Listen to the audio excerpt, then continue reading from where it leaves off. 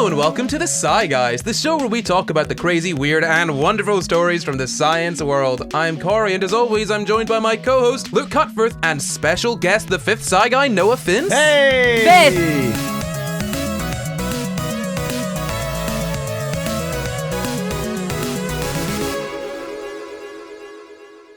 This week, we're talking about far-out fears and spooky science, but first, we have a wee review. A wee review. A wee review. This one is 5 stars. It says, awesome.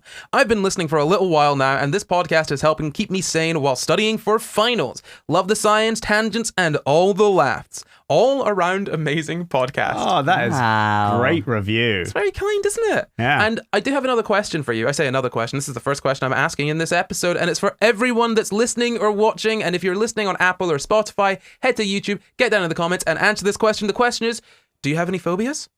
No. Ooh. Oh. No phobias. None. Nobia. Only homo. I used to be scared of the sea. Well, I no. You still actually, kind of are scared. No, well, no, I'm not. It's the first panic attack I had was in the ocean because we went snorkeling and there was an eel underneath me and he kept circling me, so I had a panic attack. Okay, I was going to how do you know ask. it was a boy eel? Yeah. How do you not know it was a Well, shield? to be fair, eels are all penis. I was Not gonna that penis say means it's all length. Yeah. he. Yeah. And women can have penises too. I already said, not that penis equals man. I already got there. You didn't get me. I don't know the gender identity of the eel. I'm sorry. That's okay. So you don't have any phobias, Luke? I've got the mild inherited arachnophobia, but not particularly, no. Okay, fair. I don't like moths. I feel like Yeah. that's more trauma than phobia. Nothing happened. No, I've not had any He just trauma with doesn't a like moth. moths. We used to live What's in a moth going to do to me? It's Oh no! We did used to live in a house where there were too many moths, but he had a moth phobia before that, so that was just horrifying. Oh, no. I'm not scared of clothes moths or like the little moths. I will murder them Oh. indiscriminately. It's the big moth. Yeah, I don't like big moths. I mean, I feel like nobody likes big moth, other than people like moth scientists, maybe. No, the really big fluffy ones, they're really cute. My brother used to have one in like a glass picture frame. It was just a dead moth. It was like this big. It was huge. Okay, well, dead moths, that's different. No, it's not. Are you scared of dead moths? I don't like dead moths either. Look, okay, I'm trying to make myself like the big fuzzy moths because I understand intellectually that they are cute, and I do get some kind of like, oh, you're fuzzy and pink and green, cute moth. But also, I'm like, you're a moth, so you disgust me. I guess what it's like being a homophobe and thinking that, I don't know, like Ryan Reynolds isn't gay. who's a gay man? Lil who's- Nas, it's like being a homophobe and thinking Lil Nas is hot. You know, I feel like that's how I Hot? feel. Yeah, like I think that- Homophobes think this very gay man is hot. I'm saying it's like Maybe being a homophobe. Woman homophobe. Yeah, it's like being a homophobe and being Ah. attracted to Lil Nas. Sorry, did you just erase all women then? Oh, shut up. Like, always said he was a sexist. No, but seriously, like it's kind of like that. Like I see them and I'm like, I know you're cute, but you disgust me and I hate you and please die. It does make me feel very good though when you're like, Noah, moth, and I'm like, don't worry, I got it. I got it. I've figured it out. We'll get through this. It's the one thing I don't have to deal with in this house. Just moths. That and hoovering. Don't need to do either of those things, but we should get into the episode Yes. and actually talk about phobias. So, my first question to you both, other than that other one, is what is a phobia? I would say it's a fear of something that is not necessarily like a hardwired fear that you're born with. Maybe can you have a height phobia? What's that called? Is that You can, but I no. But I feel like that's a Fear of fairly heights, yeah. normal phobia to have because height equals can die. Yeah. And so that maybe wouldn't be a phobia. I don't know. Maybe it actually is a phobia. Now, this is interesting, right? So, I feel like you are both in the position that I was a few days ago. Do you mean ignorance? Yes, before I researched this episode, because I thought I knew what phobias were. And if pressed to answer a question like I've just done to you both, I would probably have said roughly the same thing. I mean, I studied this in psychology. Oh, so fully, we did phobias. I have no idea. Maybe like an intense fear of something resulting in avoidant behavior. Does it have to be irrational? Oh, wow. Yeah, it does. And that was really good. Wow, you both together have, well, okay. Hell yeah! Look in with the assist, but Noah, you scored there. Well done. Look So at us. So basically what you're saying is 1-0 to Team Luke and Noah. And 0 to you. since I give out the points, I'm actually already sitting on 1 billion. And you are on, I don't know, what, 35,000 a year? God, the Anyway, odds are really stacked against us. No, so phobia, it obviously comes from phobos, the Greek. Obviously. Duh. I knew that. Did you know that? Phobos, yeah, Yeah, of course. cool. Phobos, Two no? points to Luke and Noah. Really? Is this Okay, 2 Latin or points. Greek? It's Greek. Oh, sorry, I didn't learn Greek, unfortunately. Caecilius est in horto. Amo masamat. Oh, touche. That's French. No, it's Latin. Is touche Oh, touche wait, is no, French. amo masamat is Latin. Never mind. Sorry, continue, Corey. Sorry, what did you expect when you invited Noah back? You add an element to this podcast that is so chaotic. Yeah. I can't control it. I was gonna ignore the Greek thing because you were the first thing that said anything about it, so I could have got away with saying nothing, but I was encouraged. You two. I'm going to have to separate you, okay? I'm going to have to separate you. You have to sit somewhere. All right, okay, so rather than it being Team Noah and Luke versus Team Corey is the referee, and it's Team Noah versus Team Luke. We've both got 1 point each for helping each other. Okay. Somewhat of an own goal for both of us, but thus forward, from this point out, game on. So, a phobia. Phobia, the word, comes from Phobos, which is the Greek god Hell for yeah. fear. It's the Greek god of fear. And we're going to go to the NHS for a description of what a phobia is. And they say a phobia is an overwhelming and debilitating fear of an object, place, situation, feeling, or animal. Phobias are more pronounced than fears. They develop when a person has an exaggerated or unrealistic sense of danger about a situation or object. If a phobia becomes very severe, a person may organize their life around avoiding the thing that's causing them anxiety. As well as restricting their day-to-day life, it can also cause a lot of distress. So so you were kind of spot on there, Noah, when you talked about the avoidant behavior. Yeah, I was 100% correct. That's true. Yes, well done. I'm congratulating you. Maybe don't rub it in. 2-1. And Luke, you think did a not. good job. That was you... a back reference to a thing you already achieved. You don't get it. 1 point for Luke for You realizing. don't get another GCSE every time you mention a good GCSE that you got. And good job to Luke for 2-1.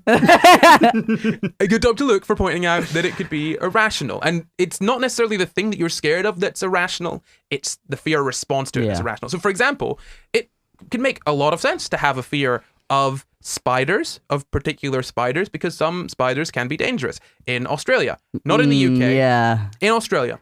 So being scared of spiders or having a fear response, a sort of danger response to spiders in Australia makes sense. However, if that response is wildly out of proportion with the danger involved, then that's kind of an irrational response to a somewhat rational fear. Yeah. You know what I mean? Question. Can you have a phobia of people? Sure. Oh, what, isn't it just people that become really reclusive? What's it called? When you're scared to go outside. Agoraphobia. Agoraphobia. No, I'm thinking of a different word. Oh, okay. I meant a phobia of specific people. But Of a specific person. Yeah. I suppose one could conceivably have a phobia of a specific person. What a specific type of person. That's called racism. I was going to say bigotry in general, but Yeah. You might be wondering why I've got a quote from the NHS here, and that's because a phobia is actually an anxiety disorder. I didn't realize that. I thought a phobia was just a word for something you were very scared of. It's like, ooh, it's a big fear, but actually it's got a clinical, very sort of specific technical definition. Psychologists pathologizing everything again. I don't think it's the psychologist doing Right? this. It's everyone else. Oh, it is the psychologist doing it. Yeah, yeah. But then that means that... Scared of spiders? Put it in the DSM-5. Look, if psychologists didn't pathologize everything, they'd be out of the job. So, like, what are they gonna do? Too much free time. Not enough friends because they're Bring back psychologists. conscription, I say.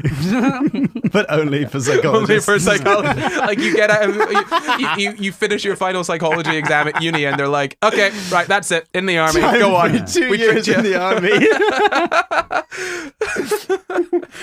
So because it's a technical term, that means it falls into that category that we talk about very often of words from psychology that have been used by everyone else and have now kind of been diluted in their meaning. Yeah. Oh, You know what I like mean? people calling themselves OCD because they don't like things being a mess. Oh yeah, because they have the crazy thought to think maybe things should be neat and tidy. Oh, I've got OCD. Oh, look at me. Or people that are like, oh, I'm so autistic when they do something that isn't remotely or autistic. Slightly less, but like the idea of Stockholm Syndrome, having a different idea in the public consciousness as it actually does in literature. Yeah, in the literature, it's just not a thing. And in the public consciousness, it's It's an actual thing that happens, yeah. Yeah. But back to phobias, I kind of want to touch on really quickly why phobias are different from fears. So do you have any ideas what differentiates a phobia from a fear? I would say that a phobia is a somewhat outsized response to stimulus. That is one of the factors, yeah. It also has to last for more than 6 months. We'll get into the diagnostic criteria later, but it's got to be sort of long-lasting. It's got to, as you say, like a disproportionate response, and it's got to have a significant impact on how you live your life. Oh, classic DSM-5 language. There we go. Yeah, look, the psychologists, they know what they're doing, okay? If it impacts your life, then they're pathologizing it. That's it. Yeah. They literally do that with ADHD. Like, if you get good grades, maybe don't bother being tested. Well, that's why I wasn't diagnosed until I was in my mid-20s. Me too. Yeah. If you're good at school, you can't have anything wrong with you. Yeah, so a phobia isn't just a fear that's real bad. A phobia is a really bad fear in the same way that ADHD is really bad focusing. That's not really a good description of what ADHD is. I focus real bad. Yeah, I'm real bad at it. Like, because people with ADHD focus real good sometimes. They just can't. Too good control. sometimes. Yeah, too good. Like, oh, where's my food and drink? I haven't eaten it for so long. Yeah, like. Where has time gone? Right. Oh my God. It's useful. That's why everyone that you know that is a creative probably has ADHD. If you just True look facts around. from Sci Guys. For the Make sure first to time. source it. Jesus Christ. So, how many people in the UK or in the US do you think have phobias? 50%. 7%. I don't have percentages. I have numbers. Do you want to try with In numbers? the UK, or did you say the US? In the UK or in the US? I have How many both people numbers. are in the UK? 65 million. So maybe 3 million. Bit low. So there's 10 million people in the UK estimated to have one or more phobias. And in the US, about 19 million Americans have one or more phobias. America have a lower proportion of people with phobias then. I mean, it probably just depends on the estimate, to be honest. Like, I mean, these are just estimates because phobias aren't always diagnosed as well. So those numbers could, like, whether you're counting something like, as a mild phobia or not a phobia at all, it's difficult.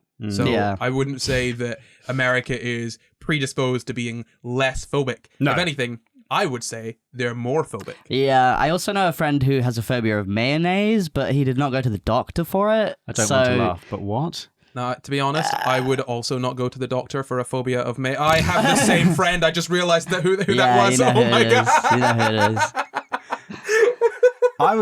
is. I'd love to know what the response of a doctor would be if you went and said you had a phobia of mayonnaise. I mean, probably the same as the phobia of having a phobia of anything else. I mean, maybe a little titter behind closed doors. Do you think it's easier to avoid spiders than it is to avoid mayonnaise? Well, mayonnaise doesn't move of its own accord, so yeah. It depends if it but- includes mayonnaise in packets. Is it just the concept of mayonnaise, I'm not sure. Maybe I'll ask. I'll ask him. Yeah, send him a message. But yeah, so I mean, what you've kind of touched on there is that phobias can, be about almost anything. You can have a phobia of pretty much any kind of thing, and they can also affect anyone. So they're more common to sort of start after childhood. They usually start between the age of 15 and 20, but they can also start in early childhood. And as I said, they can affect anyone regardless of race, age, sex, social background, all of that. Doesn't matter. You can get a phobia. Okay, it's phobias will get you regardless. You can get a phobia. You can get a phobia. Can I have one, please? You can get a phobia. Please. Yeah, so it also affects men and women equally. The rates, as far as I'm aware, the prevalence rates for men and women are pretty much, the same. Good to hear. Yeah, I don't know about non-binary people, but They're pussies. Whoa. They got so many phobias Whoa. of the gender binary. Whoa. And I don't know. do you just come on this podcast to say really, really horrible stuff about trans people? Well, yes, because I can. Wow. Okay, so some symptoms of phobias. You might not have any symptoms, because you're avoiding the phobia, and you literally will not know that that you've got a phobia of something. Because put it this way, right? Let's say you've got a phobia of planes or like of flying. Yeah. How often do you actually fly? Not that often. If you have a phobia, probably never. If you're Travis Barker, you never fly. He's the drummer from Blink-182. He was in a really bad plane crash where he was one of the only survivors. So, yeah, while he was touring, he would just be in a bus on his own while everybody else flied. Flied. Flown. Flew. Flewed. Flown. Flan. Everybody else had a nice plan while he sat on the bus. Yeah, so you've hit on one of the symptoms of phobias there, which is Not flying. And all of your friends eating flan. avoidant behavior. That's what I said. Yeah, sure. Other symptoms: unsteadiness, dizziness, lightheadedness. This is all from the NHS. Nausea, sweating. Whoa. Done. Snap. Good job. Jinx private padlock. Increased heart rate or palpitations, shortness of breath, trembling or shaking, an upset stomach. Basically, like anxiety symptoms. Because, as I said, phobias are an anxiety disorder. So you would expect to see those anxiety-related symptoms. Now, as I said, if you don't come into contact with your sort of phobia often, like if you don't fly, or because you've got a phobia of planes, or you don't realize that you've got a phobia of flying until you try to fly, you might not realize that you've got a phobia at all. You might not have the symptoms because you're just not interacting with the thing. Like, how often do you see a spider, really? Quite often, actually. Every day, right? Yeah, every day. Yeah, but like in some places you might not see spiders. That's a really bad one. So are you saying that like you could have like no access to like say like chicken nuggets? Someone grows up in life and has never had a chicken nugget, and then the first time they see a chicken nugget, they're like, ah. No. What I mean is that Probably you might not with that specific example. You will probably not have a phobia of a thing that you've never interacted with before. Okay. As far as I'm aware, the way that we think that phobias kind of form, that's unlikely. But what I mean is more that if you just don't interact with something very often, and you maybe had a bad experience once, or that caused a phobia, you might not realize that you have a phobia of this particular thing. Yeah. And obviously, there are different kinds of phobias. There's not just one specific kind. There's actually two broad categories of phobias. Those are specific or simple phobias and complex phobias. What do you think the difference between those two is? I would say, well, if it's anything like PTSD and complex PTSD, I would say that simple phobias are like, I'm scared of spiders. And complex phobias are more complex than that. Yeah. I mean, you definitely I don't know in what specific way. You definitely do know two complex phobias. We'll get into them in a sec. Would it be the way that the phobia is like developed? Like a simple phobia could be like, one experience with this, whereas complex, it could be like repetitive trauma. I mean, maybe. Is it about how easy they are to fix? No. So Luke is kind of spot on in regards to, a simple or, specific phobia being about one thing, and complex ones being more complex. So you're kind of right, because a specific phobia, it's much easier to probably get a specific phobia from one instance, one experience, whereas complex phobias, because they're not as simple as specific or simple phobias, it's probably more likely that a more complex sort of series of events would lead to one. That is not the dividing line between them. Okay. Like at all. It's just you're kind of on the right track. Luke, you're spot on. I feel like the line might be there are circumstances in which your phobia does not trigger if it's a complex phobia. I mean, maybe. So, okay, the actual sort of dividing line between these two is that, as I said, a simple phobia or a specific phobia is around just an object or an animal or a situation or one very simple, easy to define thing, right? So, for example, dogs, bees, cars, flying, those are all like simple phobias, specific phobias, because they're very, for want of a better word, they're very specific. Oh, so maybe like agoraphobia would be a complex one because it's not just like I'm scared of the outside, I'm scared of the things that are outside. Yeah, like we'll get into agoraphobia in a second, actually, because it is one of the main examples of a complex phobia, and it's more complex than you would initially think. I really think when you look into phobias, you realize that there's more than you would initially have thought. Yeah. Because what is kind of taught to the public is not really the full story. Like what is sort of disseminated through media is just, it doesn't give you a good picture of it. So I'm just going to list off some examples of simple phobias just to give you an idea of the different kinds that you can have. So there's animal ones like dogs, spiders, snakes, or rats, things like that, mice as well. Environmental phobias, so that would be heights, deep water, that sort of stuff. Germs even, and I think this is coming straight from the NHS. Bodily phobias, so blood, vomit, injections, things like that. Situational phobias, such as the dentist, Flying, like I mentioned, Oh. driving, Maybe I do have a phobia. of the dentist. Yeah. Yeah. I didn't go for like 8 years. That's true. You didn't go for a very, very long time. And there's also sexual phobias as well. So performance anxiety could, kind of develop into some sort of phobia, or a fear of sort of STIs, things like that. Like all of these different things could be specific or simple phobias. And complex phobias are usually worse than simple phobias because they're not just, you can avoid one thing, right? Like you can avoid flying, you can avoid going to the dentist, you can avoid dogs generally. All of those things are very straightforward and simple. Like germophobia would be a That's complex a simple one. It could be, He said simple. He said germs earlier. Oh, did you? Okay. yeah, because But you have to avoid everything if you have germophobia. not necessarily. It depends on your understanding of germs. Okay. Say you can use antibacterial soap and you can get rid of a lot of germs that way, right? I mean, I guess the dividing line is kind of blurry. I mean, basically what we're doing here is trying to apply categories to things that are in the real world, and so that's really difficult, and there's going to be fuzzy lines somewhere, and that might just be one of those, The complex phobias that I've read about are agoraphobia and social phobia, or social anxiety, which we actually did in an episode last week with Vigards. Brilliant. Yeah, so Look if at you that. want to know more about social anxiety, go and watch that episode now. Let's talk a little bit about agoraphobia. So I actually knew someone with agoraphobia.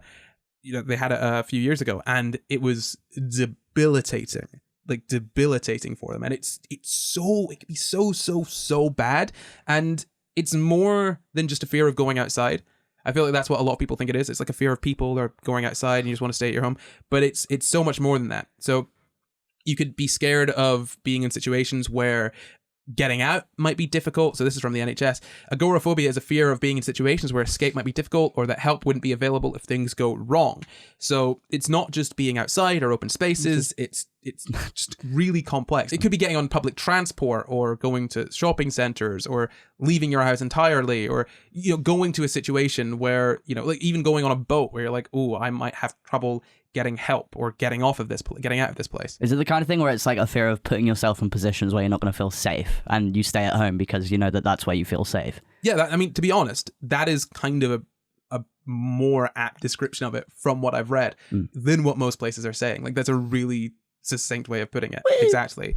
And people with agoraphobia, they might, do these things, but only with someone that they really trust with them, right? Yeah. Because they will then feel safer in that It sounds sense. almost like applying, this may be entirely wrong, but this is just what I've got from what you're saying there. It sounds almost like applying a phobia label to that is almost a little bit misleading. It's more like a need for control. And then when there's a lack of the ability to control something, then that triggers the fear response. I mean, not necessarily. I mean, in some cases, definitely. But I don't think it's just a lack of control. I feel like you could apply that to a lot of sort of psychiatric conditions. Though, do you know what I mean? And I guess it's not just being in control of a situation. It's just being safe, right? Or, I mean, unless you're placing like a safety fear, as control. Well, I mean, yeah, like a fear of, like almost like a fear of being in a situation where you don't have control over the situation. No? What is actually the definition of agoraphobia? Well, it literally is just what, like, there's just different definitions from different places, from what the NHS is saying. But what's the agora mean? Oh, I'm not sure. Let's find out. Outside. Well, this is, so if I thought it was outside, but then, then there were examples where it's like, so you might have a fear of being on public transport because you might not be able to get out of a situation very easily, in which case it would almost, you kind of want to be outside if that's your expression of agoraphobia. Agora actually means place of assembly or marketplace. So, I mean, and bear in mind, the etymology of those words doesn't necessarily like say this is specifically what it is. Yeah. I mean, this is exactly it, right? Agoraphobia is complex, and so it is difficult to say this is exactly, what it is. It is an irrational fear of being in open or crowded spaces, but it's more than that because a space doesn't need to be open. I mean, an open space or a crowded space, those are two completely different things. Yeah. Right? Totally different. Exactly. So you could say it's a fear of being out of your home, but that's not necessarily, I guess, the best way of describing it. That's kind of like describing ADHD as ADHD, because you're describing ADHD by the symptoms that piss off people that don't have ADHD. right? I guess it's more of a fear of a concept of not feeling safe rather than a fear of like being outside. Exactly. So calling agoraphobia sort of a fear of going outside isn't necessarily the best way of putting it, because yes, people that have agoraphobia will likely not go outside, but it's not necessarily because they're scared of going outside and so they're not going outside because of that. They're staying inside because that's where they feel safe. And they'd stay anywhere they feel safe. It just so happens that, inside in your house is usually a safe place for pretty much everyone, and any other space feels unsafe. And there's that sort of fear, the irrational fear associated with that there. I mean, I guess you could say that it's a sort of control thing, but I feel like that is maybe reductive of all of the different experiences of agoraphobia. Do you know what I mean? Yeah. Ding-a-ling-ling, is that the ad bell? Hark the ad bell, he does sing. He sings for Patreon, I think. If you head over to our Patreon at patreon.com/Sci Guys, you can get a whole host of cool things. What can they get, Luke? Oh, bloomin' heck. They can get so many things. There's bonus episodes. You can request topics for episodes. There's an entire other show called After Dark where we discuss sort of philosophical things and just general discussion, the kind of stuff that you imagine we talk about after we've finished recording. Well, that is when we do it, so that is what we do.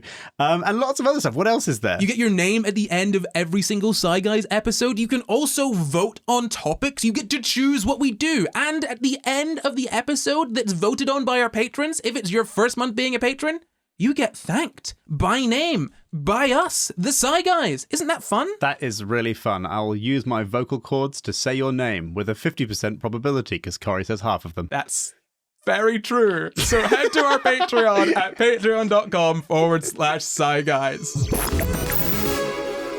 So that's agoraphobia. Let's move on more to the diagnostic criteria and diagnosis in general of phobias. So as I said earlier, phobias aren't always diagnosed because, put it this way, if you've got a fear of mayonnaise, like a phobia of mayonnaise, you're not necessarily going to see a doctor about it, right? No. Because it's an embarrassing thing and it feels trivial. And I don't think a lot of people know that phobias are an actual psychiatric condition that is in the DSM, like they're in the DSM-5. Yeah. They're an actual thing. So, I don't think people have the education to know that, hey, if this irrational fear of this thing, this object or concept is affecting my life, I can go to a doctor about it and they won't laugh me out of the place. Like, they will actually have a way to help me, Yeah. People will usually, well, not usually, but a lot of people will just live with a phobia, just avoid the thing that is causing them, that sort of distress. But it is important to know when to try and seek help for a phobia, because obviously with phobias, you can work on them yourself. Like they're one of those areas where they can range so much in their severity. They could be mild or they could be really, really, really bad. And if it's a mild phobia, you likely could deal with that yourself. So according to Mind, it said, it can be difficult to know when to get help for a phobia. Bear in mind that phobias are a type of anxiety disorder. It might be time to consider treatment for your phobia if avoiding the trigger object, situation, place, or activity affects your everyday life or causes you great distress. It keeps you from doing things you normally enjoy, causes intense or overwhelming fear. You've had the phobia for at least 6 months. The fear is out of proportion to the danger, or it stops you getting support for other health problems. For example, a phobia that stops you using the phone or seeing the doctor, right? Like, so, yeah, exactly, right? Go see a doctor if you can't see a doctor. But essentially what they've done here is list out the diagnostic criteria in a way, or some of the diagnostic criteria in a way that, a person may be able to apply to their own life, which we should be doing more of. Like, I didn't understand phobias at all until I did this. I don't think any of us, you studied phobias, literally. Like, I don't think any of us had a great understanding of what a phobia actually is and how serious they can actually be as a sort of, psychiatric condition. At least I didn't until we started doing this. Yeah, it feels like there needs to be almost like a middle ground between going to a full-on doctor's appointment and searching your symptoms on WebMD.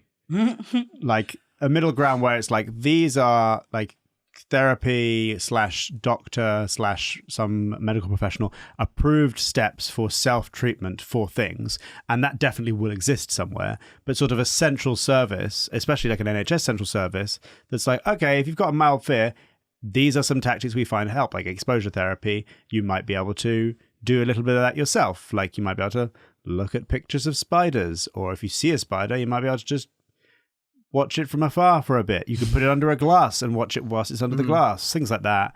I don't know. That's not necessarily a treatment for arachnophobia. I do not. Don't listen to me about Probably anything. work, to be honest. Yeah. I mean, they do VR. They do like VR spider, like where you got a VR headset on and there's a spider on your sort of virtual hands, and that's a form of exposure therapy. And it does help in some situations. I mean, putting a spider under glass and just watching it is essentially unstructured exposure therapy. What you're saying about there being some sort of middle ground between a doctor's appointment and WebMD, I don't know. I feel like we should just have, I mean, I agree. I feel like we should just have sort of service that's just a mental health service. Like, hey, I'm not feeling 100%. You know, it's like calling 111 if you don't know what's going on or whatever. 111, but for your head, your brain stuff. Yeah. You know, you call someone up and you're like, hey, I'm kind of feeling like this. Am I normal or am I something up? Gory, you naive boy. I once was having a mental health crisis, and I called up the equivalent of 111 mental health services, and they were so beyond useless. Really? Like it wasn't like it was like a local version. It wasn't like one of these like nice helplines. Like I've done some work with Shout, Give Us a Shout. They're great. But it was like, I think it was just like the mental health part of my GP or something like that. And the response to, I'm having a breakdown because the medication you gave me was not prescribed on time, and I had a few days off of it, and then I'm back on it at a full dose, and I'm going insane, was like, what do you want me to do about it? What? Jesus. Yeah. So worse than Remember a high that school day teacher I ended then? up like in a tree? Yeah. Yeah, that was after I'd called a mental health service and told them I was really not well and was having an adverse reaction to medication. And they were like, what do you want me to do about it? Not quite like that, but that was, I'm not exaggerating. That was the response, was like, some nice calming words. Yeah, Some soothing advice. and that the person didn't have the correct training. Yeah. And also they maybe weren't the person, the kind of, because, you know, you've got subsets Yeah. of people. Some people are naturally very empathetic, naturally want to help. And unfortunately, these positions in might not be paid well enough to attract the right person. So they have to just pick anyone who'll take the job. Yeah. But yeah, that was a real shock. I was like desperately calling down the line, and I was like, oh my God. And I just hung up because I was like, what? That's insane. What? See, That was the response you gave me? I had a really similar experience with 111, like the actual 111. Oh, really? So I was having this sort of chronic pain issue, and I'd gone to the doctors, I'd had lots of sort of tests done, and I called 111 because the pain had come back. And I was like, hey, I've been on these antibiotics for a month. The pain has come back. What is going on? You know, and these antibiotics, I wasn't allowed to go out in the sun. I couldn't properly exercise. Yeah. My body was honestly dying from the inside out. And I called up and I was like, hey, what's going on? I'm in this pain again. I don't know what to do. And the woman was just like, well, have you been taking antibiotics? I'm like, yes. And she's like, well, then it's probably just a chronic thing and there's nothing we can do about it. It'll probably be happening for the next few years on and off. And I'm like, what? Cool. Well, I mean, and I was shocked and upset because I was in an immense amount of pain, and someone had just very callously told me that pain is not going to end for a while. And I was like, what? And she was like, don't get emotional here. Don't get hostile. Yeah. And I'm like, what the heck? And I'm like, what? Oh, you've just given me horrible news with a really bad tone, and I'm upset. What do you expect me? How am I supposed to react to this? Now, Corey, that would never happen under a private medical system. Yes, the call would have cost you £300, but that would never happen. Yeah, it wouldn't have happened because I wouldn't have had the call in the first place. Yeah. Yeah, no, I mean, look, this is the thing. I think we need people that are trained on this. We need to have more of a focus on mental health, because right now it's just a tack-on thing. Like, your GP can prescribe you antidepressants, but realistically, I don't think most GPs have much of an idea what they're doing when it comes to antidepressants. No offense to GPs. You got a lot going on. Well, you got a lot to deal with. Such a broad remit. No, exactly. I mean, and I'm not saying this, that's what I'm saying. I'm not saying this to insult GPs. They've got a lot going on. They've got a lot to focus on. They need to deal with, you know, entire families. And all of the health conditions that, you know, a kid could have, an older person could have, like, you know, a middle-aged person could have. They have to know all of that stuff and know where to direct them. And so mental health stuff is, you know, not necessarily going to be the top priority for them, or, you know, it's not going to be something that's, you know, first on their docket to really dive into to understand. And with mental health, I feel like you really do need to understand it, because chucking some antidepressants at someone that's depressed isn't the same as just chucking some antibiotics at someone that's got an infection, you know? Like, Yeah. antidepressants have a really serious effect on you, and it's not as easy as just taking some pills till you're happy, you know? No? Crazy. Wow. Didn't know that. So, so the diagnostic criteria for phobias, I'm just going to go through them. Or do you want to guess? What do you think? Something? What do you think one of the... Have it for 6 months. It has to affect your life in negative ways. You must be avoiding. It must impact your life in some way. It must be irrational. Oh wow! Have you all read the DSM-5? I wrote the DSM-5. Yeah, so it's the usual sort of stuff. I mean, in this case, I'll just go through it for you. So, a marked fear or anxiety about a specific object or situation, for example, flying, heights, animals, receiving an injection, seeing blood, and then the phobic object or situation almost always provokes immediate fear or anxiety. That's a really important one, obviously. So if you're sometimes scared of spiders, you sometimes get a really bad response to spiders, but then the other half the time you're fine. Probably not a phobia of spiders, right? The fear, anxiety, or avoidance causes clinically significant distress or impairment in social, occupational, or other important areas of functioning. It's the usual. If it's impacting your life through work, through school, through social interactions, if they're being impaired in some way, there's something wrong with you, and the DSM-5 has the answers. I'm a spider expert, and I'm scared of spiders. The fear or anxiety is out of proportion to the actual danger posed by the specific object or situation and to the socio-cultural context, right? And so that's another really important one, because it's kind of pointing out that, okay, look, yes, roller coasters can be dangerous and they can be kind of scary. But if you're terrified, if you're wetting yourself every single time you get on a roller coaster, probably have a phobia, right? And that kind of allows for you to have phobias of scary things. I just realized I definitely have a phobia of roller coasters. Really? Yeah. What? You piss? Why? No, I don't piss myself. You piss? I just wouldn't get on You one. could pee on a roller coaster? I don't know. I've only ever been on one or two in my life. Really? That's why I have the fear. I used to be really scared of roller coasters because I went on one when I was 6 at Legoland, and I had no idea what the butterfly feeling in my tummy was. I didn't know what the dropping feeling was, and I was a bit traumatized from that. And the first time I went on one in Thorpe Park, I was like and crying, and then as soon as it started moving, I was like, woo! You love So roller strange. coasters, No, right? I love them. It was just that one thing that happened when I was 5 that I was unsure of. Oh, that's mad. Yeah. I would get on like medium size. It's like a fear of spiders where you're not too scared of little spiders. I'd get on a medium roller coaster, but any actual roller coaster, if I go to Thorpe Park, I'll be like, nah, Really? I don't want to go on any of those. Wow. It's just not worth it. You seem like a non-roller coaster kind of person. But That's I the wouldn't vibe have I try thought- to give off. Yeah, but I wouldn't have thought. Well, yeah, that never get invited to your one weakness, theme park. Not in the sense of you'd have a fear of roller coasters. I feel like you wouldn't see the point in them. That's pretty much exactly it. I don't see the point. I have no interest in getting over this because I don't see the point in them. That's a very good. Good to know. You know me well. But why? It's because I don't get any enjoyment out of adrenaline. Mm-hmm. I have no interest in adrenaline. Why? Yeah, That's insane. so maybe I would if I got it. Maybe I'd actually get hooked. But I've never had. All my experiences of adrenaline have been negative, and so maybe I need to go on a few roller coasters, man. Yeah, exposure therapy. Maybe You should do that for Sci Guys. Oh yeah, Sci Guys will take a trip to Thorpe Park. Oh God, do a documentary about it. Yeah. Oh yeah, we'd need to film it, wouldn't we? Gosh darn.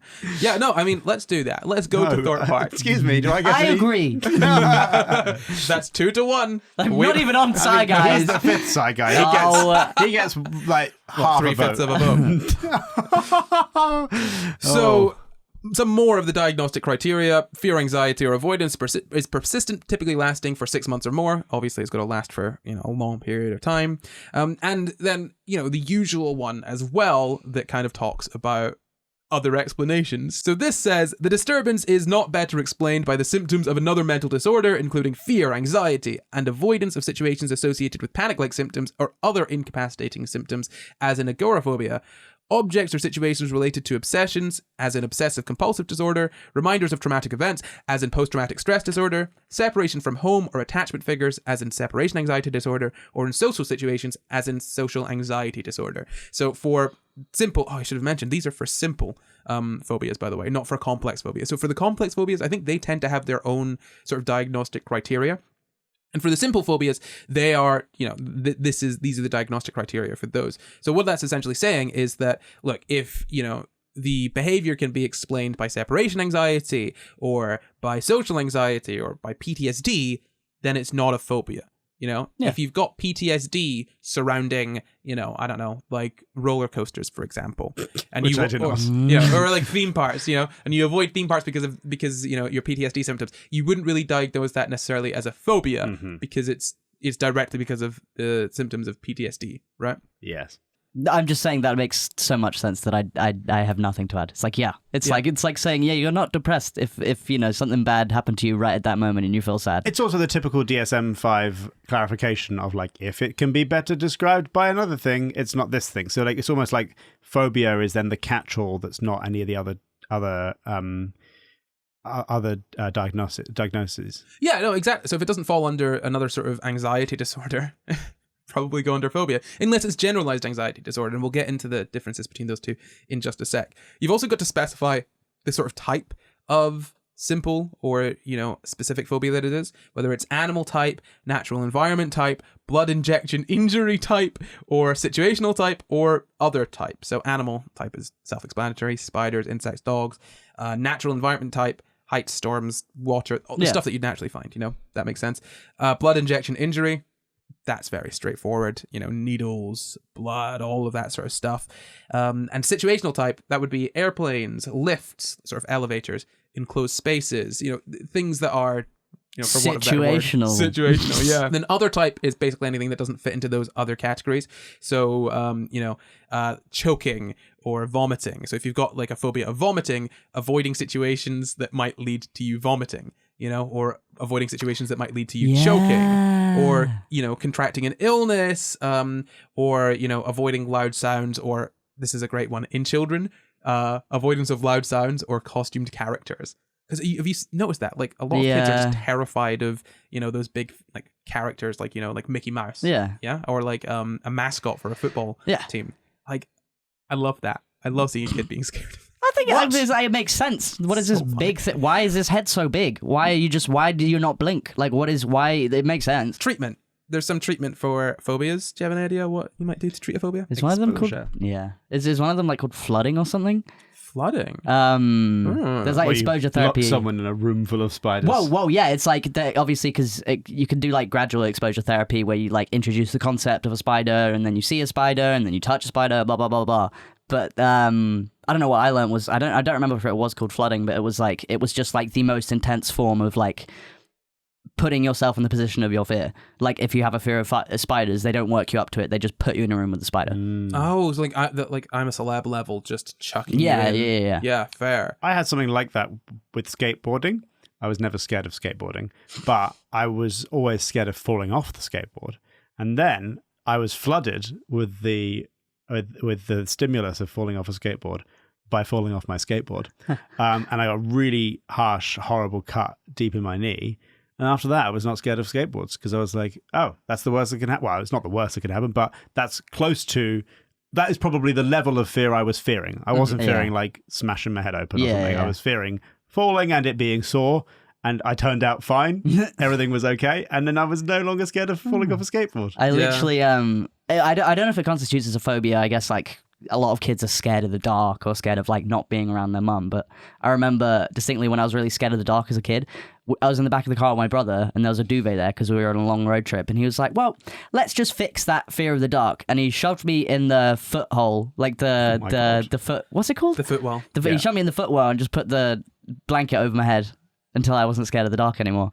This is not the first time I've heard that story, and I still love it. Amazing. I mean, it worked. Wow. I wasn't scared of the dark anymore. I was like, oh, it's fine. Have you ever heard Elon Musk's thing about being scared of the dark? No. It's just so brilliant the way that he describes it. He just says, I used to be scared of the dark, and then I found out that darkness is just a lack of photons, and I was not scared of the dark anymore.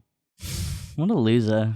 So, well, I think that's great. No, I think it's great. Wait, hold on. Specifically, what he said was being scared of the dark. That's great. What he said was, I used to be scared of the dark, and then I found out that the dark is just when the light is not there, and then I wasn't scared. Like, that's you can't just substitute the light for photons and make it sound. He's just trying to sound smart. Exactly. But what I guess what's interesting about that is that the dark, the fear of the dark could be, I don't study the fear of dark and why it exists, but It's called racism, buddy. It's called what? It's called racism. Anyway, it's like a lack of information, right? Yeah. And so like when you have a lack of information, but you don't know that that's what it is. When you're a kid, you don't know that what your actual fear is a lack of information. The unknown, yeah. Yeah, but you don't know it's the unknown. And so when you find out that, when I have no data from this specific input that I have, it's not because something bad is going to happen. It's not the projection you make into the future, like the worst case projection you make into the future. It's just that I don't have any information. And there's no evidence to suggest that the state of the world has changed from the state it was in when there was information. So I can extrapolate out roughly what the state of the world was when the light went off. And then pay more attention to my other senses, and it will probably be fine. To me, it makes perfect sense because you don't know that dark is a lack of light. You have to learn that. True, yeah. Oh, yeah, no, it makes sense. It's just like a very wanky thing to say. Yeah, that's exactly what I'm saying. I used to be scared of the dark, but then I realized it was just the photons. Yes, I get it. It's a wanky thing to say because it suggests that anybody else who has a fear of the dark and is told that and doesn't get better is like an idiot or a loser. Yeah. It's a Neil deGrasse Tyson level sort of way of describing something, right? Where you're like, oh yes, this is just a lack of. Just speak like a normal person. So anybody, the implication is that anybody that doesn't work on is Stupid.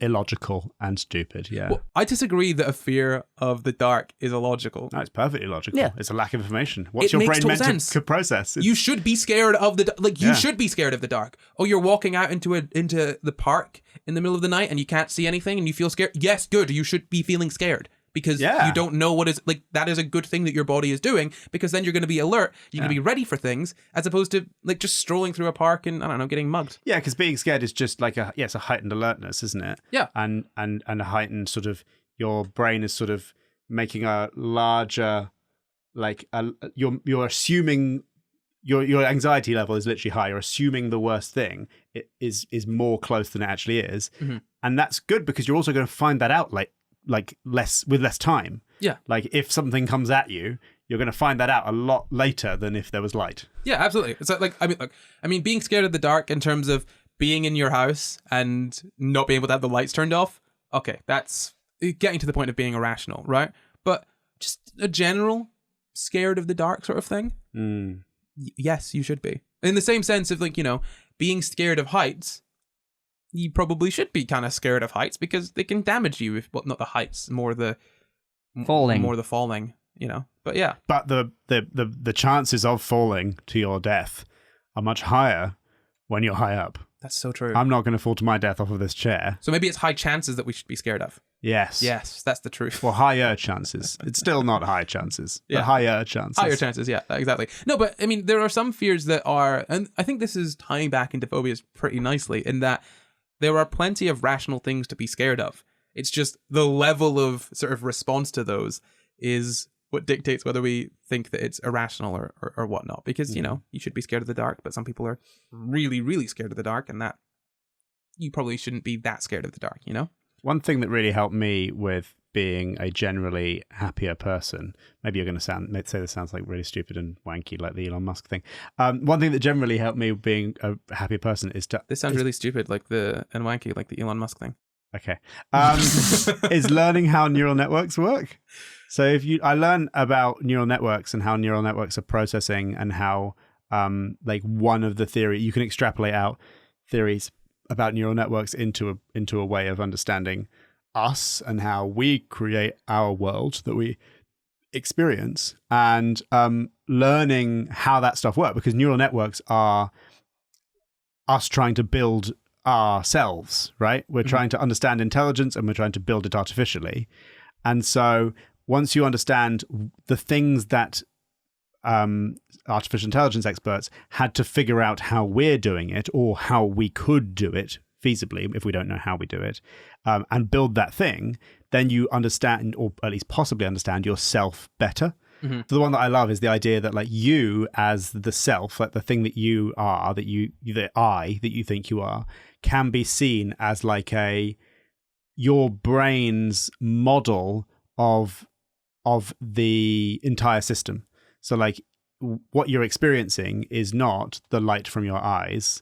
It is your brain's best guess of what caused the light from your eyes based on a bunch of models that you've learned. And by extension, if you have a model of a cup, a model of an orange, you also have a model of yourself inside your head. And there are things that you do subconsciously that you don't know about because you don't have a model for them. And so that really helped me. Whether that way of looking at things and that way of looking at ourselves will turn out to be the theory of everything when it comes to experiencing the world, who knows? But it was a really good model for me to sort of then tack other things on about myself that I didn't understand. So, like, for example, when somebody is scared of the dark, you're scared of a lack of information, and because you're scared of a lack of information, you can't apply any model to that information because there's no information. So you're just then sort of multiplying all of the worst possible things by almost an infinite number, depending on your level of anxiety, because you have to assume those things. Otherwise, the self will be destroyed, and the purpose of the self is to sort of simulate the body and simulate the goals of the self in order to feed back to the system what it should do. Does that make any sense? It does. Yes. Yeah. It kind of reminds me of what happened with me in sleep paralysis and that sort of hypervigilant state that you can be in, when you wake up or, sort of randomly late at night. Because I used to get really bad sleep paralysis and it comes and goes now. But whenever it would happen, it would always be the worst thing ever. Yeah. Because I'm fully in that experience and I'm thinking that I'm dying. I've got something on my chest. And I would always think, oh no, I'm waking up and I can't breathe. I'm dying. Every single time. And then I found out what sleep paralysis was. And I was like, oh, this again. Here we go. And now sleep paralysis is just a tedious thing that I have to sit through for 5-10 minutes until my body decides to wake up. Yeah, and that's exactly it, is that you've now got a model that explains the thing you're experiencing.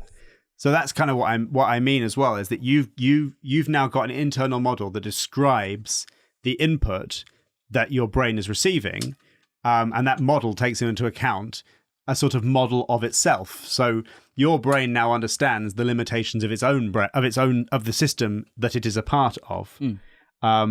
And the idea, I'm experiencing a sort of scary demon running across the room, not because there actually is a scary demon running across the room, but because the area of my brain that deals with the hallucinations that create dreams is still awake. Yeah. For example. It's like understanding things makes it way less scary.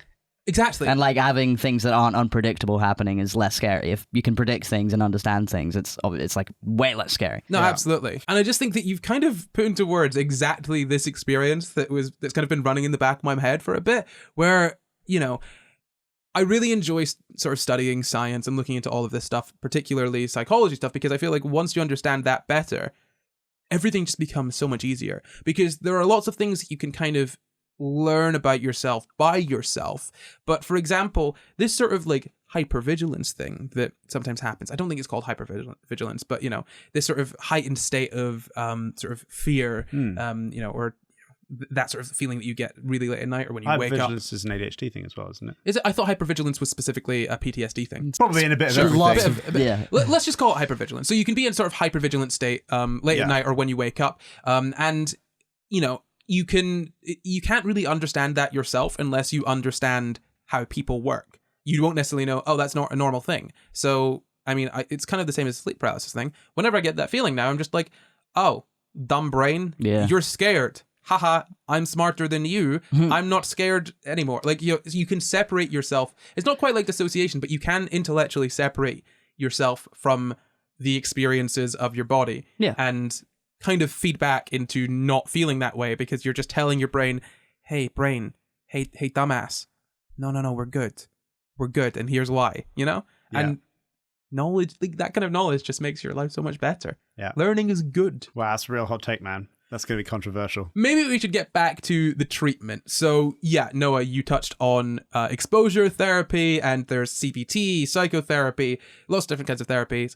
Medicines, you can have antidepressants, tranquilizers, beta blockers. So basically antidepressants, anti-anxiety stuff, that's that sort of thing. Generally, you get why they're using all of that. CBT is apparently the most sort of effective treatment for phobia. And you could also kind of treat phobias yourself, not properly treat, but if it's a mild phobia, you can just desensitize yourself or expose yourself to it. I've kind of done it to myself with moths a little bit. I'm better with moths than I used to be. They disgust me. And same with needles. So I actually had a real big issue with needles for a long time. I'd break dentist chairs if they tried to stick a needle in my mouth and they stopped sticking needles in my mouth. I'd grip them until wow, the plastic it's like was a superhero cracked. origin story. Just crack it, beat the dentist. But I used to really not like needles. I've had a couple blood tests recently, and I look away, but I've looked at the needle in my arm. I hate it, but I can still look at it. You know, you can just expose yourself to these things that kind of give you that fear response. So before we finish, let's just quickly talk about what causes phobias. Who can tell me what the cause of phobias are? Well, it's not just one cause, is there? You're right. Well, done. it could be trauma. Well, you can condition someone to have a phobia. Yes. The literal, is it little Albert was conditioned to have a phobia of little mice, and then that transferred into white fluffy things? Yeah. I mean, you're exactly right there. So I think one of the most irritating causes of phobias for me is that sort of association, the sort of learned phobias. So there's obviously genetic component as well. Some people are more predisposed genetically to, forming a phobia. There could also be a trauma thing. How do we know that it's genetic and not just learned from your parents? They'll have done studies that they'll have done studies on that. But obviously those both are factors. Twins, and you separate them at birth. And you expose them both to big spiders and see if they both get scared of spiders. But also one parent has to be scared of spiders too. I was going to ask if it skips a generation. No. As far as I'm aware, no. We don't know a Is ton. it a recessive gene? We don't know a ton. What we do know is that Do you have a phobia? predisposition to phobias. He's lost control of the class.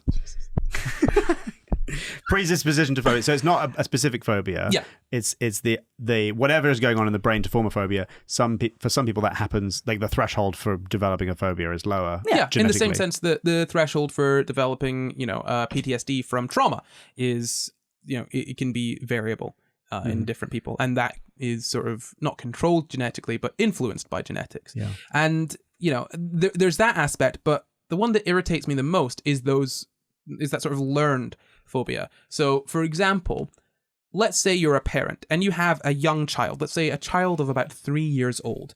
And my child. No. Thank you, Daddy. And you see a spider and you freak out. Yeah. That kid is going to learn, yes, spider means freak out. They also do that with, when you're raising a child, anyone here raising a child right now, if your kid falls over and they don't look like they're about to burst in tears, don't fuss over them. Because a lot of kids will learn that if they fall over and they look to their parents to see what their reaction should be and their parents look scared, then the kid will be more likely to cry and to be scared and to feel more pain. That's why you see so many videos of parents will film their kids and they'll fall over, right? And you see so many videos of this online where a kid falls over and they look up at their parents and they're totally fine. Yeah. Until the parents are like, "Oh, are you okay? Oh, my little darling, are you all right?" And then the kid is Yeah. It's like, if your kid falls over, it'd be like, "You're right, lads." You They'll good? just get up and they'll be fine. If your kid does not get up, that's when you go over. Otherwise, they're probably all right. I do this with you sometimes. What? You'll whack your head on the ceiling or something and you'll be like, True. I did do that. Yeah. I am very vocal when it comes to responding to injuries. I don't know why. Even if it doesn't hurt that much, I'll just Yeah, it's very stressful if I'm downstairs in the living room and I hear Well, it's more the shock. I get shocked. I'm surprised. Ooh. I actually, to be honest, if I do really hurt myself, I probably make less of a noise. The noise is, the noise of me stubbing my toe is usually pretty particular because I will swear in ways that I don't swear otherwise. Yeah. Fair enough. Yeah. It's just a string of expletives. But yeah, no, that's the one that really bothers me because parents will teach their kids to be scared of things like spiders for absolutely no reason. And the way to solve this is very simple. Just chill the F out when it comes to, showing your kids those sort of new experiences. If you're scared of something, you really got to try and keep a lid on it because otherwise your kid is probably going to be scared of it too. Yeah. And I mean, other than that, there aren't that many more causes that we know other than sort of, particular incidents or like trauma. So if you were bitten by a dog as a kid, you could have a fear of dogs, which obviously makes sense. Learning it from, in early life from a parent or sibling or other sort of close family member. And then also you could just have like strong reactions to fear or, panic. And obviously phobias can cause panic attacks and things like that. They're anxiety disorders. So that makes a lot of sense. And then another one is long-term stress. So phobias, I think, are kind of interestingly similar to PTSD. I was going to ask, what's the line between PTSD and a phobia? Because you said like you can have a traumatic experience like being bitten by a dog, and then you're scared of dogs. So what do you know what the line between PTSD and a phobia is? With a phobia, you're absolutely fine most of the time, unless you experience the trigger. And so it's just that one specific trigger that causes you the distress, and otherwise you're good. You know what I mean? Yeah. You're not spending your whole life so you could have a situation where, so it would be a more complex one. So, like a complex phobia with agoraphobia where you're like, I can't go outside, this is affecting my whole life in that way. But with, a simple one like a fear of dogs from being bitten by a dog when you were a kid, you can just avoid dogs. And if you are never that close to a dog, you'll probably be fine. Whereas with PTSD, that's more, that kind of more affects you, I guess, holistically, regardless of a trigger. Obviously you can be, it can be exacerbated by the triggers, but I think with PTSD, you are affected more generally. If that makes sense. Mm-hmm. Yeah. Well, that's kind of an overview of phobias. I hope we all know a little bit more about them. Do we? Oh, yeah. Yep. Are we ready to test that knowledge in a quickfire quiz? Dun, dun, dun, dun. Yeah. Phobia edition. So, the rules of the quickfire quiz will be the same as always. I'll ask one question. That's one question between the two of you. The first person to buzz into the correct answer wins. What do they win, Luke? Nothing. You're gosh darn right. So, Noah, what is your buzzer? Luke, what is your buzzer? Stole my buzzer. My question for you is, what are the two main types of phobia? Luke, you got that first. Complex and simple phobias. Ding, ding, ding. You are correct. Well, that is it from us. But before we go, we would like to thank all of our patrons with a very special thank you to executive producers Danito and Glitch Rabbit. And thank you for watching. You can find the full references for this episode in the description. Subscribe for new episodes every Sunday. And why not leave us a nice wee comment? You can support the pod at patreon.com/Sci Guys, or you can find and contact us at Sci Guys Pod on Twitter, Facebook, Instagram, and YouTube, and at Sci Guys on TikTok too. Or you can send us an email at sciguyspod@gmail.com. That's sciguyspod@gmail.com. Sci Guys Pod At gmail.com. You can follow me at NotCorey everywhere. You can follow me at Luke Cutforth everywhere. You can follow me at NoahFinnce everywhere apart from Twitter, where it's NoahFinn Adams, and TikTok, where it's the NoahFinnce. Goodbye. For God's sake, just buy it off them already. I don't... You've got the money. Goodbye. Goodbye. Bye.